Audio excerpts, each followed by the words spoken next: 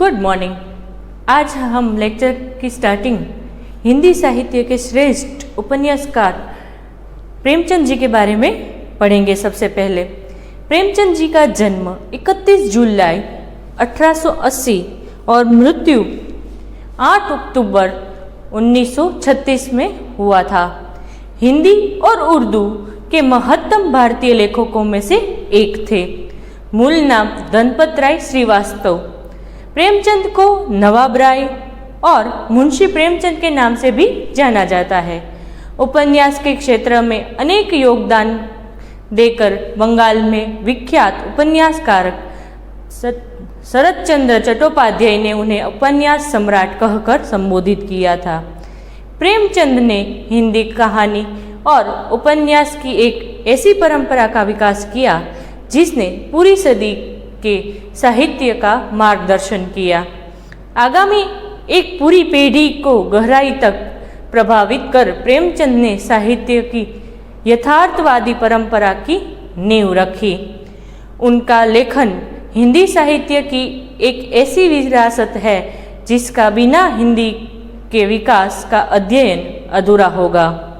वे एक संवेदनशील लेखक, सचेत नागरिक, कुशल वक्ता तथा विद्वान संपादक थे। उनके पुत्र हिंदी के प्रसिद्ध साहित्यकार अमृत राय हैं, जिन्होंने इन्हें कलम का सिपाही नाम दिया है। प्रेमचंद जी का जन्म वाराणसी के निकट लम्ही गांव में हुआ था। उनकी माता का नाम आनंदी देवी तथा पिता का नाम मुंशी अजब राय लम्ही के डाक मुंशी थे। उनकी शिक्षा का आरंभ उर्दू फारसी से हुआ और अध्यापन से पढ़ने का शौक उन्हें बचपन से ही लग गया। 13 साल की उम्र में ही उन्होंने तिलिस्म एवं होशियारुबा पढ़ ली और उन्होंने उर्दू के मशहूर रचनाकार रत्ननाथ, सरसार, मिर्ज़ा हादी और मौलाना सर के उपन्यास का परिचय प्राप्त कर लिया। 1818 में मैट्रिक परीक्षा उत्तीर्ण करने के बाद वे एक स्थानीय विद्यालय में शिक्षक नियुक्त हो गए। नौकरी के साथ ही उन्होंने पढ़ाई जारी रखी। 1910 में उन्होंने अंग्रेजी दर्शन, फारसी और इतिहास लेकर इंटर पास किया और 1919 में बीए पास करने के बाद शिक्षा विभाग के इंस्पेक्टर पद पर नियुक्त हुए। 7 वर्ष की अवस्था में उनकी माता तथा 14 वर्ष की अवस्था में पिता का देहांत हो जाने के कारण उनका प्रारंभिक जीवन संघर्षमय रहा। उनका पहला विवाह उम्र उन दिनों की परंपरा के अनुसार 15 साल की उम्र में हुआ था, जो सफल नहीं रहा। 1906 में दूसरा विवाह अपनी प्रगतिशील परंपरा के अनुरूप बाल विधवा शिवरानी देवी से किया। 1910 में उनकी रचना सोजे वतन के लिए उन पर जनता को भड़काने का आरोप लगाया गया। सोजे वतन की सभी पंक्तियां जब्त कर नष्ट कर दी। कलेक्टर ने नवाब राय को हिदायत दी कि अब वे कुछ नहीं लिखेंगे, यदि लिखे तो जेल भेज दिया जाएगा। इस समय तक प्रेमचंद धनपत राय के नाम से लिखते थे। उर्दू में प्रकाशित होने वाली जमाना पत्रिका से संपादक और उनके अजीज दोस्त मुंशी नारायण दया नारायण निगम ने उन्हें प्रेमचंद के नाम से लिखने की सलाह दी। इसके बाद प्रेमचंद के नाम से लिखने लगे। उन्होंने प्रारंभिक लेखन जमाना पत्रिका में ही किया। जीवन के अंतिम दिनों में वे गंभीर रूप से बीमार पड़े। उनका उपन्यास मंगलसूत्र पूरा नहीं हो सका और लंबी बीमारी के बाद 8 अक्टूबर 1936 को उनका निधन हो गया। उनका अंतिम उपन्यास मंगलसूत्र उनके पुत्र अमृत ने पूरा किया। अब उनकी कृतियां जानते हैं। प्रेमचंद की रचना दृष्टि विभिन्न साहित्य रूपों में प्रवृत्त हुई है। बहुमुखी प्रतिभा संपन्न प्रेमचंद जी ने उपन्यास, कहानी, नाटक, समीक्षा, लेख, संपादकीय, संस्मरण आदि अनेक विधाओं में साहित्य की सृष्टि की है। प्रमुखतया उनकी ख्याति कथाकार के तौर पर हुई है और अपने जीवन काल में ही वे उपन्यास सम्राट की उपाधि से सम्मानित हुए हैं। उन्होंने कुल 15 उपन्यास, 300 से अधिक कहानियाँ, 3 नाटक, 10 अनुवाद, 7 बाल पुस्तक तथा हजारों पृष्ठों के लेख, संपादकीय, भाषण, भूमिका, पत्र आदि की रचना की। लेकिन जो यश और प्रतिष्ठा उन्हें उपन्यास और कहानी से प्राप्त हुई वह अन्य विधाओं से प्राप्त न हो सकी। यह स्थिति हिंदी और उर्दू भाषा दोनों में समान रूप से दिखाई देती है। तो प्रेमचंद जी की कई सारी कहानियाँ हमारे ज़हन में हैं, जैसे कि ईदगाह, कफन, बूढ़ी काकी। ये सारी कहानियाँ उन्हें प्रख्यात कर दी। एक सामाजिक सोच उनकी कहानी में हमें देखने को मिलती थी। तो ऐसी ही एक कहानी आज हम पढ़ेंगे जिनका नाम है प्रेमचंद रचित ईदगाह।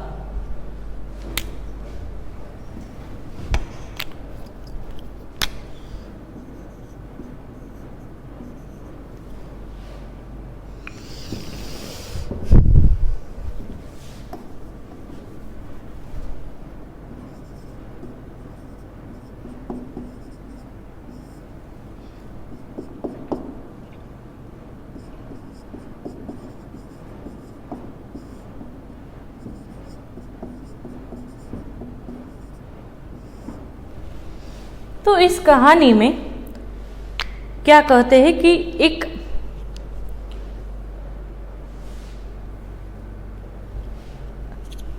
बालक के बारे में हमें यहाँ पे बताया गया है। ईदगाह एक अमर कहानी है। इसके साथ ही गोदान प्रेमचंद जी की श्रेष्ठ उपन्यास है। उनकी कहानियाँ मानसरोवर भाग 1 से 8 में संकलित है। तो हम जो कहानी पढ़ रहे हैं ईदगाह, वो भी मानसरोवर में से ही ली गई है। तो ईदगाह कहानी बाल मनोविज्ञान पर आधारित है, जिसमें एक बालक इर्द गिर्द पूरी घटना घूमती है। वह बालक अंत में बूढ़ी दादी को भी अपने बालपन से बालक बना देता है। इस कहानी में मुंशी प्रेमचंद जी ने हामिद नामक बालक के माध्यम से बाल मनोविज्ञान का सूक्ष्मता से लिखा है। यह कहानी अंत तक रोचक और कौतूहल उत्पन्न करता है। ईद के अवसर पर गांव में ईदगाह जाने की तैयारी हो रही है। सभी लोग कामकाज निपटाकर ईद के मेले में जाने की जल्दी में हैं। बच्चे सबसे ज़्यादा खुश हैं। उन्हें गृहस्थी की चिंता से कोई मतलब नहीं है। बच्चों को तो बस ईदगाह जाने की जल्दी है। हामिद 4-5 वर्ष का दुबला पतला लड़का है। वह अपनी दादी अमीना के साथ रहता है। उसके माता पिता गत वर्ष गुजर गए थे, परंतु उसे बताया गया है कि उसने अब्बा जान के रुपये कमाने गए हैं।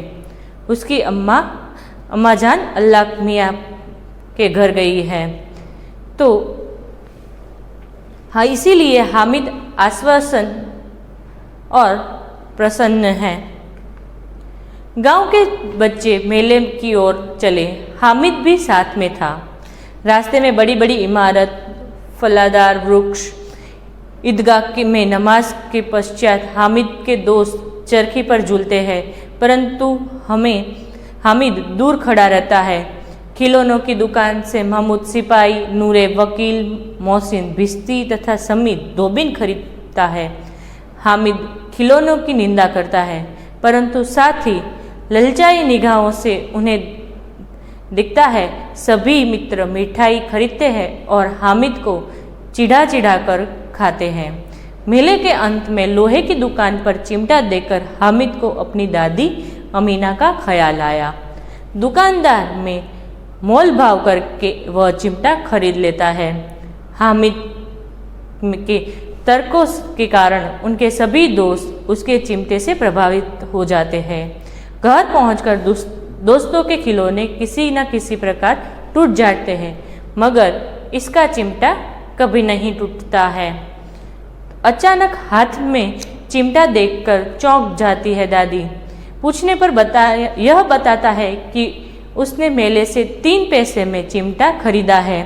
दादी उसकी नासमझी पर क्रोधित होते हुए पूछती है कि पूरे मेले में उसे कोई और चीज़ खरीदने को नहीं मिली। हामिद अपराधी भाव से बताता है कि दादी की उंगलियां तवे से जल जाती है, रोटियां उतारते समय उंगलियां जल जाती है, इसीलिए हामिद ने चिमटा खरीदा। यह सुनकर बुढ़िया का क्रोध तुरंत ही इस प्रेम में बदल जाता है।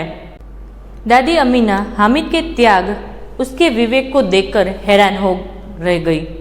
सुबह से बच्चा भूखा दूसरों को मिठाई खाते देख कैसे अपने मन को मनाया होगा, मेले में भी इससे।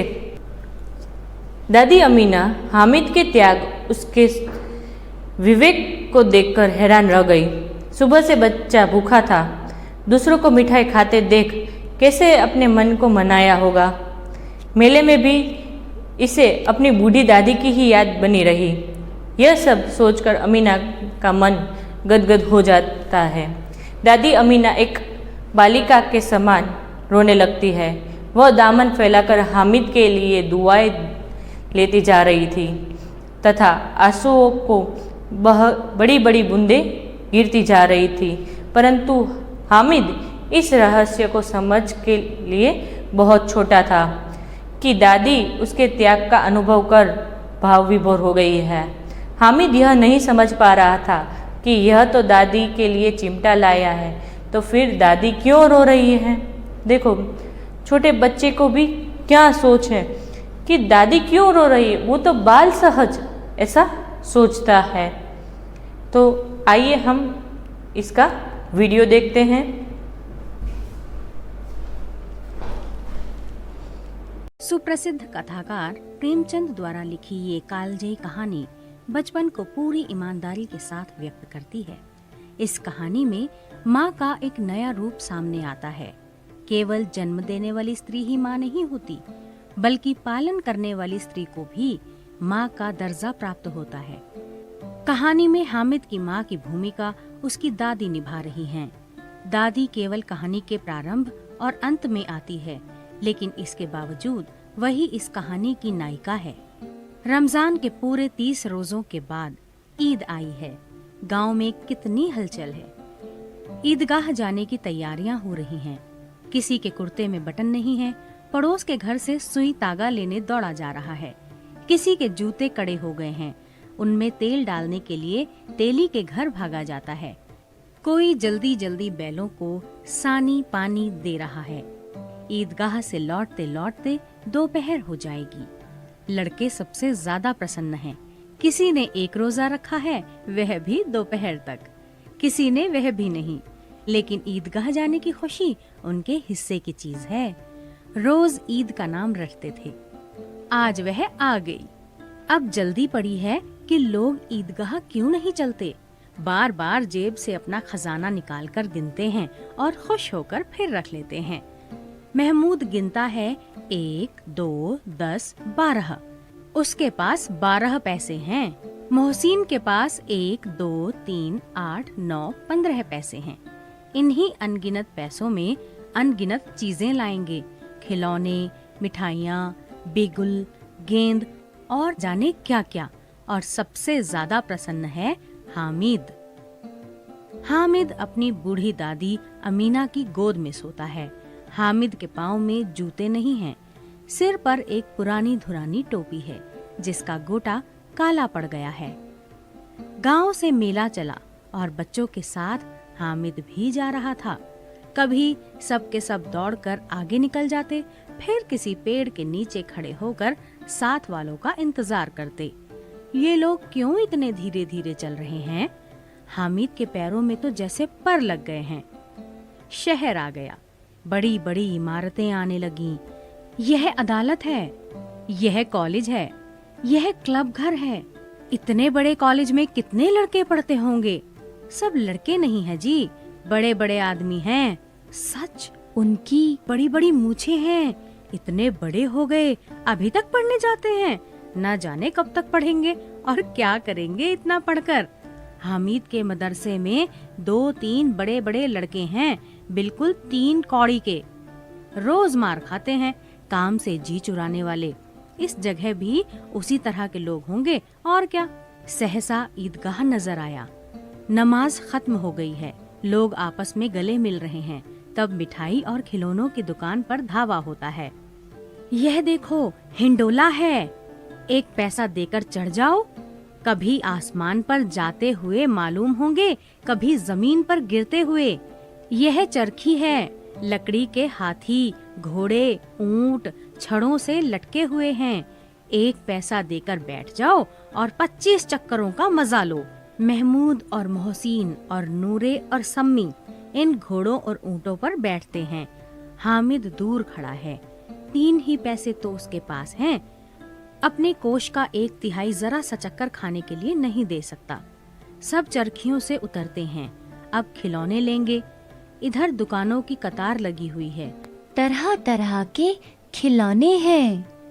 सिपाही और गुजरिया, राजा और वकील, भिश्ती और धोबिन और साधु। वाह, कितने सुंदर खिलौने हैं, अब बोलना ही चाहते हैं। महमूद सिपाही लेता है, खाकी वर्दी और लाल पगड़ी वाला, कंधे पर बंदूक रखे हुए। मालूम होता है अभी कवायद किए चला आ रहा है। मोहसिन को भिश्ती पसंद आया, कमर झुकी है, ऊपर मशक रखे हुए है। मशक का मुंह 1 हाथ से पकड़े हुए है, बस मशक से पानी उड़ेलना ही चाहता है।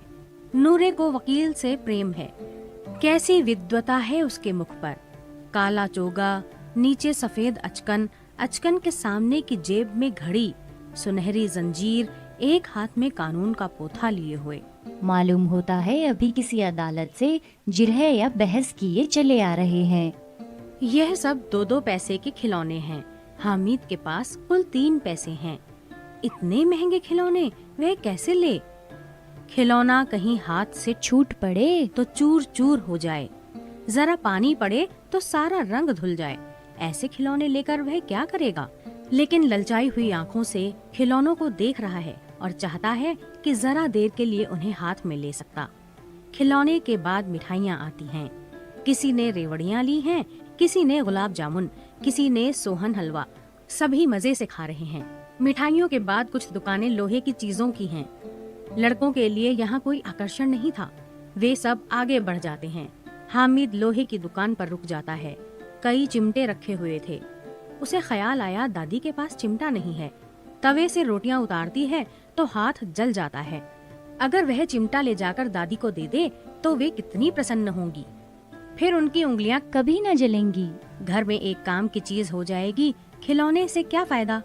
हामिद के साथी आगे बढ़ गए हैं। सबील पर सब के सब शरबत पी रहे हैं। देखो सब कितने लालची हैं। इतनी मिठाइयाँ ली, मुझे किसी ने एक भी न दी। उस पर कहते हैं मेरे साथ खेलो, मेरा यह काम करो। अब अगर किसी ने कोई काम करने को कहा तो पूछूंगा, खाए मिठाइयाँ, आप मुंह सड़ेगा, फोड़े फुंसियाँ निकलेंगी, आपकी जबान चटोरी हो जाएगी। सबके सब हंसेंगे कि हामिद ने चिमटा लिया है। हंसे मेरी बला से। उसने दुकानदार से पूछा, यह चिमटा कितने का है? दुकानदार ने उसकी ओर देखा और कोई आदमी साथ न देखकर कहा, ये तुम्हारे काम का नहीं है जी। बिकाऊ है कि नहीं? बिकाऊ क्यों नहीं है, और यहाँ क्यों लाद लाए हैं? तो बताते क्यों नहीं, क्या पैसे का है? 6 पैसे लगेंगे। हामिद का दिल बैठ गया। ठीक ठीक बताओ। ठीक ठीक 5 पैसे लगेंगे। लेना हो लो, नहीं चलते बनो। हामिद ने कलेजा मजबूत करके कहा, 3 पैसे लोगे? यह कहता हुआ वह आगे बढ़ गया। कि दुकानदार की घुड़कियां न सुने, लेकिन दुकानदार ने घुड़कियां नहीं दी, बुलाकर चिमटा दे दिया। हामिद ने उसे इस तरह कंधे पर रखा मानो बंदूक है और शान से अकड़ता हुआ अपने साथियों के पास आया। जरा सुने सबके सब क्या क्या आलोचनाएं करते हैं। मोहसिन ने हंसकर कहा, यह चिमटा क्यों लाया पगले, इससे क्या करेगा? हामिद ने चिमटे को जमीन पर पटक कर कहा, जरा अपना भिश्ती जमीन पर गिरा दो, सारी पसलियां चूर चूर हो जाएं बच्चों की। महमूद बोला, तो यह चिमटा कोई खिलौना है? हामिद, खिलौना क्यों नहीं है, अभी कंधे पर रखा बंदूक हो गई, हाथ में लिया फकीरों का चिमटा हो गया। चाहूँ तो इससे मजीरे का काम ले सकता हूँ। एक चिमटा जमा दूं तो तुम लोगों के सारे खिलौनों की जान निकल जाए। तुम्हारे खिलौने कितना ही जोर लगाएं। मेरे चिमटे का बाल भी बाका नहीं कर सकते। मेरा बहादुर शेर है चिमटा। सम्मी ने खंजरी ली थी, प्रभावित होकर बोला, मेरी खंजरी से बदलोगे? 2 आने की है। हामिद ने खंजरी की ओर उपेक्षा से देखा। मेरा चिमटा चाहे तो तुम्हारी खंजरी का पेट फाड़ डाले। बस एक चमड़े की झिल्ली लगा दी, ढब ढब बोलने लगी। जरा सा पानी लग जाए तो खत्म हो जाए। मेरा बहादुर चिमटा आग में, पानी में, आंधी में, तूफान में बराबर डटा खड़ा रहेगा। चिमटे ने सभी को मोहित कर लिया, लेकिन अब पैसे किसके पास धरे हैं। फिर मेले से दूर निकल आए हैं। 9 कब के बज गए। धूप तेज हो रही है, घर पहुंचने की जल्दी हो रही है। बाप से जिद भी करें तो चिमटा नहीं मिल सकता है। हामिद है बड़ा चालाक, इसलिए बदमाश ने अपने पैसे बचा रखे थे। अब बालकों के 2 दल हो गए हैं, एक ओर मिट्टी है, दूसरी ओर लोहा। अगर कोई शेर आ जाए, मियाँ भिश्ती के छक्के छूट जाएं, मियाँ सिपाही मिट्टी की बंदूक छोड़कर भागे, वकील साहब की नानी मर जाए, चोगे में मुंह छिपाकर जमीन पर लेट जाए, मगर यह चिमटा, यह बहादुर, यह रुस्तमे हिंद लपक कर शेर की गर्दन पर सवार हो जाएगा और उसकी आंखें निकाल। मोहसिन ने एड़ी चोटी का जोर लगाकर कहा, अच्छा, पानी तो नहीं भर सकता? हामिद ने चिमटे को सीधा खड़ा करके कहा, भिश्ती को एक डांट बताएगा तो दौड़ता हुआ पानी लाकर द्वार पर छिड़कने लगेगा। मोहसिन परास्त हो गया, पर महमूद ने कुमक पहुंचाई। अगर बच्चों पकड़े जाएं तो अदालत में बंधे बंधे फिरेंगे, तब वकील साहब के ही पैरों पड़ेंगे। हामिद इस प्रबल तर्क का जवाब न दे सका। उसने पूछा, हमें पकड़ने कौन आएगा? नूरे ने अकड़ कर कहा, यह सिपाही बंदूक वाला। हामिद ने मुंह चिढ़ाकर कहा, यह बेचारे हम बहादुर रुस्तमे हिंद को पकड़ेंगे। अच्छा लाओ, अभी जरा कुश्ती हो जाए, इसकी सूरत देखकर दूर से भागेंगे, पकड़ेंगे क्या बेचारे। मोहसिन को एक नई चोट सूझ गई। तुम्हारे चिमटे का मुंह रोज आग में जलेगा। उसने समझा था कि हामिद नाजवाब हो जाएगा, लेकिन ये बात न हुई। हामिद ने तुरंत जवाब दिया, आग में बहादुर ही कूदते हैं जनाब। आग में कूदना वह काम है जो रुस्तमे हिंद ही कर सकता है। महमूद ने एक जोर लगाया, वकील साहब कुर्सी मेज पर बैठेंगे, तुम्हारा चिमटा तो बावर्ची खाने में जमीन पर पड़ा रहेगा। इस तर्क ने सम्मी और नूरे को भी सजीव कर दिया। कितने ठिकाने की बात कही है पट्टे ने। चिमटा बावर्ची खाने में पड़े रहने के सिवा और क्या कर सकता है। हामिद को कोई फड़कता हुआ जवाब न सूझा तो उसने धांधली शुरू की। मेरा चिमटा बावर्ची खाने में नहीं रहेगा। वकील साहब कुर्सी पर बैठेंगे तो जाकर उन्हें जमीन पर पटक देगा और उनका कानून उनके पेट में डाल देगा। कानून को पेट में डालने वाली बात छा गई, ऐसी छा गई कि तीनों शूरमा मुंह ताकते रह गए। हामिद ने मैदान मार लिया। उसका चिमटा रुस्तमे हिंद है। अब इसमें मोहसिन, महमूद, नूरे, सम्मी किसी को भी आपत्ति नहीं हो सकती। औरों ने 3-3, 4-4 आने पैसे खर्च किए, पर कोई काम की चीज न ले सके। हामिद ने 3 पैसे में रंग जमा लिया। सच ही तो है, खिलौनों का क्या भरोसा, टूट फूट जाएंगे। हामिद का चिमटा तो बना रहेगा बरसों। संधि की शर्तें तय होने लगीं। मोहसिन ने कहा, जरा अपना चिमटा दो, हम भी देखें। तुम हमारा भिश्ती लेकर देखो। महमूद और नूरे ने भी अपने अपने खिलौने पेश किए। हामिद को इन शर्तों को मानने में कोई आपत्ति न थी। चिमटा बारी बारी से सबके हाथ में गया और उनके खिलौने बारी बारी से हामिद के हाथ में आए। कितने खूबसूरत खिलौने हैं। हामिद ने हारने वालों के आंसू पोंछे। मैं तुम्हें चिढ़ा रहा था, सच, यह चिमटा भला इन खिलौनों की क्या बराबरी करेगा? मालूम होता है। अब बोले तब बोले। मोहसिन। लेकिन इन खिलौनों के लिए कोई हमें दुआ तो न देगा? महमूद। दुआ को लिए फिरते हो, उल्टे मार न पड़े। अम्मा जरूर कहेंगी कि मेले में यही मिट्टी के खिलौने मिले। रास्ते में महमूद को भूख लगी। उसके बाप ने केले खाने को दिए। महमूद ने केवल हामिद को साझी बनाया। उसके अन्य मित्र मुंह ताकते रह गए। यह उस चिमटे का प्रसाद था। 11 बजे सारे गांव में हलचल मच गई। मेले वाले आ गए। मोहसिन की छोटी बहन ने दौड़कर भिश्ती उसके हाथ से छीन लिया और मारे खुशी के जो उछली तो मियाँ भिश्ती नीचे आ गिरे और परलोक सिधारे। इस पर भाई बहन में मारपीट हुई। दोनों खूब रोए।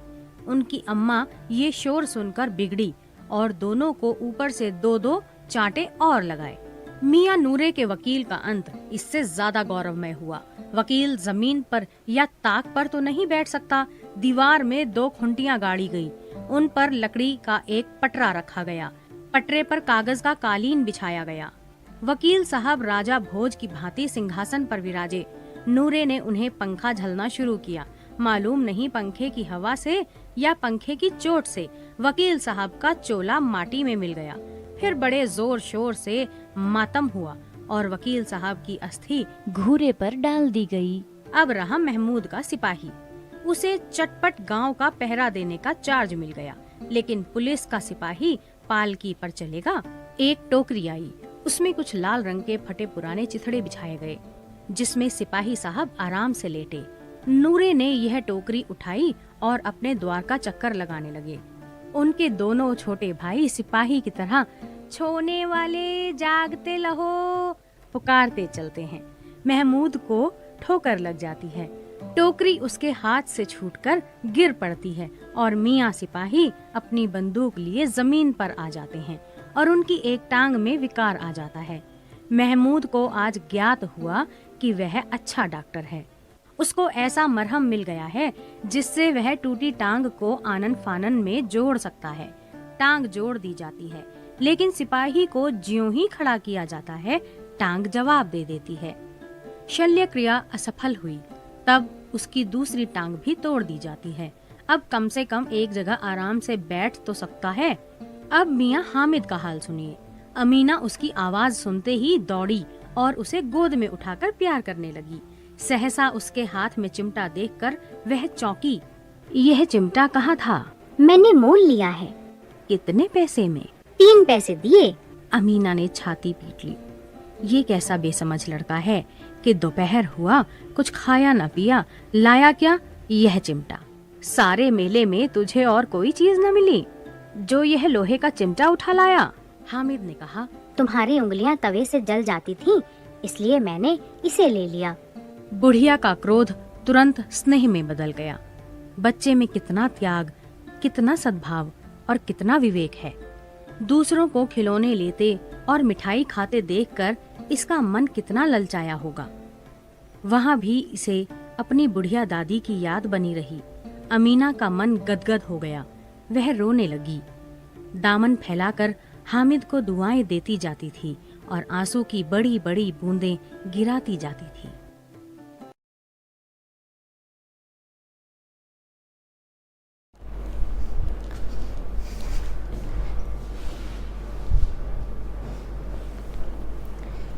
तो बच्चों, मज़ा आया? अब चैप्टर की ओर बढ़ते हैं। रमज़ान के पूरे 30 रोज़ों के बाद आज ईद आई है। चैप्टर का नाम क्या है? ईदगाह। तो ईदगाह का मतलब क्या होता है? ईद की नमाज पढ़ने की जगह। हम जहाँ पे प्रेयर कर सकते हैं वह जगह। रमज़ान मुसलमानी वर्ष का एक 9वां महीना। रोज़ा, उपवास, तो वो हमारे जैसा उपवास नहीं है। तो रोज़े में सुबह से लेकर शाम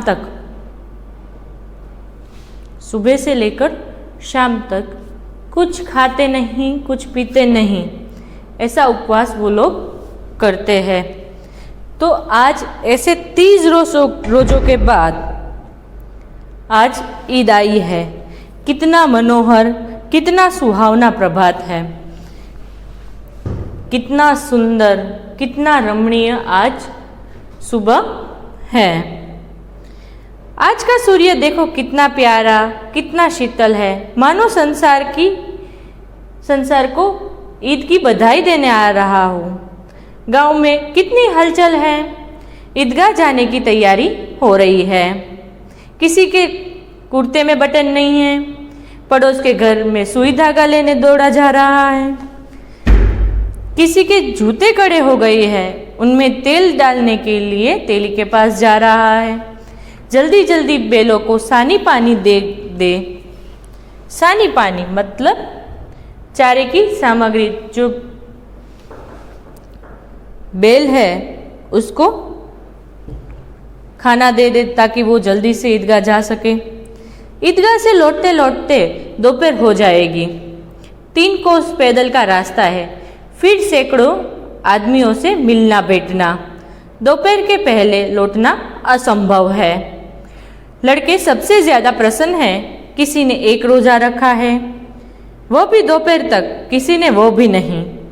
लेकिन ईदगाह जाने की खुशी उनके हिस्से की चीज है। रोजे बड़े बूढ़ों के लिए है, इनके लिए तो ईद है। रोज ईद का नाम रटते थे, आज वो ईद आ गई है। अब जल्दी पड़ी है कि लोग ईदगाह क्यों नहीं चलते। उनकी अपनी जेबों में तो कुबेर का धन भरा हुआ है।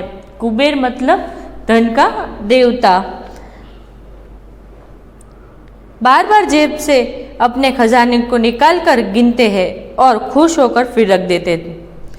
महमूद गिनता है 1, 2, 10, 12, उसके पास 12 पैसे हैं। मोहसिन के पास 1, 2, 8, 9, 15 पैसे हैं। इन्हीं अनगिनत पैसों से अनगिनत चीज लाएंगे।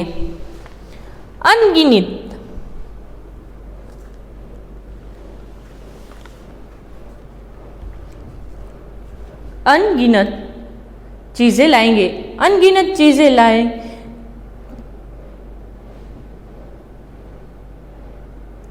खिलौने, मिठाइयाँ, गेंद और जाने क्या क्या। और सबसे ज्यादा प्रसन्न है हामिद, गरीब सूरत दुबला पतला लड़का जिसका बाप गत वर्ष हैजे की भेंट हो गया। फिर एक दिन माँ भी मर गई। अब हामिद अपनी बूढ़ी दादी अमीना की गोद में उतना ही प्रसन्न है।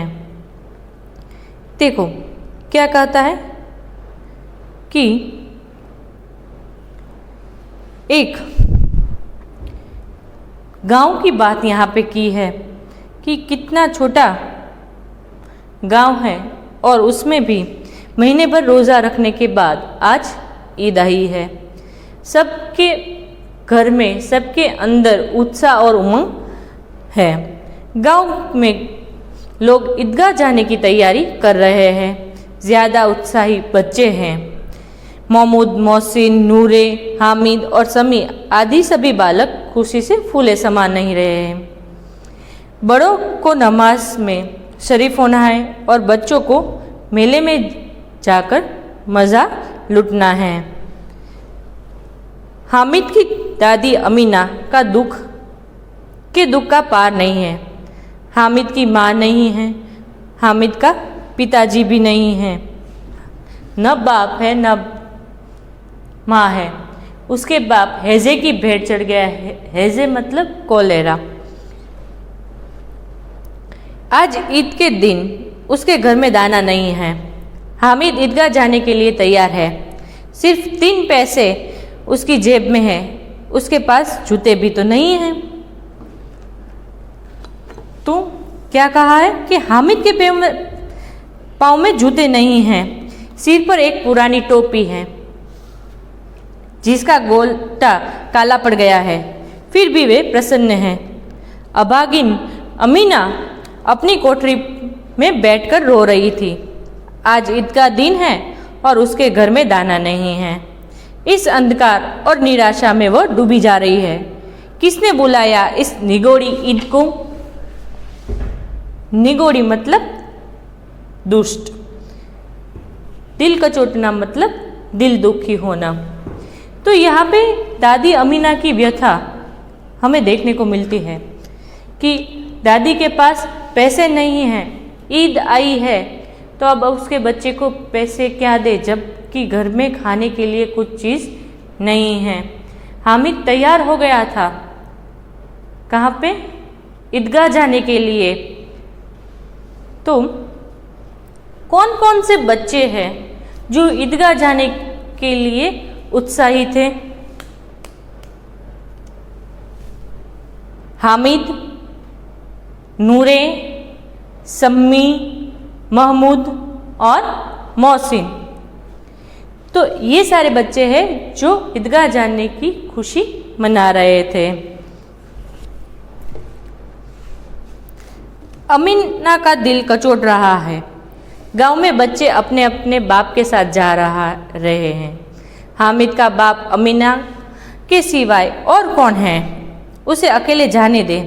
उस भीड़भाड़ में बच्चा कहीं खो गया तो क्या होगा? नहीं, अमीना उसे यह न जाने देंगी। नन्ही सी जान 3 कोस चलेगा कैसे? पैरों में छाले पड़ जाएंगे, जूते भी तो नहीं हैं। कुल 2 आने पैसे बच रहे हैं। 3 पैसे हामिद की जेब में, 5 अमीना के बटुए में। यही तो बिसात है और ईद का त्योहार। अल्लाह ही बेड़ा पार लगाए, संकट से बचाए। तो यहाँ पे कहा है कि बिसात मतलब औकात, बटुआ मतलब पैसे रखने की छोटी सी थैली। तो यहाँ पे अमीना अपने आप को कचोट रही थी, मतलब दिल में दुख हो रहा था कि आज उसके पिताजी भी नहीं हैं हामिद के, वो किसके साथ जाएगा ईदगाह? क्योंकि नमाज पढ़ने के लिए जो जगह है वहाँ पे वो किसके साथ भेजेगी? उसका बाप तो नहीं है। इसीलिए यहाँ पे वो दुखी हो रही थी। वहाँ पे भीड़ भाड़ होगी तो बच्चा रहेगा कैसे, ये टेंशन उसको हो रही थी। साथ ही वो 3 कोस चलकर उसको जाना था और अमीना के पास पैसे भी तो नहीं थे। इसीलिए वो भगवान से, अल्लाह से प्रे कर रही थी कि ये अल्लाह, अब तू ही बेड़ा पार लगा, अब इस संकट से तू ही बचा। इसीलिए उसने 3 पैसे हामिद की जेब में रखे और 5 पैसे अपने बटुए में रखे। तो आज का लेक्चर हम यहाँ तक रखते हैं। मिलते हैं नेक्स्ट लेक्चर में। तब तक के लिए गुड बाय। गुड बाय से पहले होमवर्क।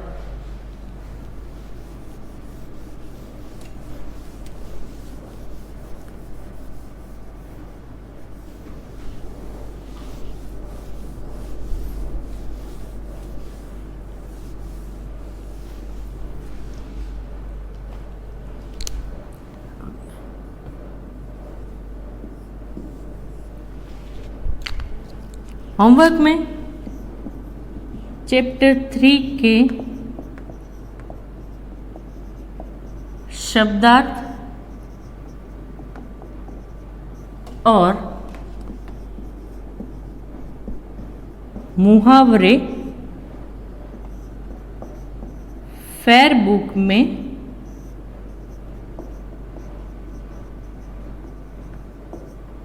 लिखें। शब्दार्थ और मुहावरे आपको फेयर बुक में लिखना है। तो मिलते हैं हम नेक्स्ट लेक्चर में। Good bye.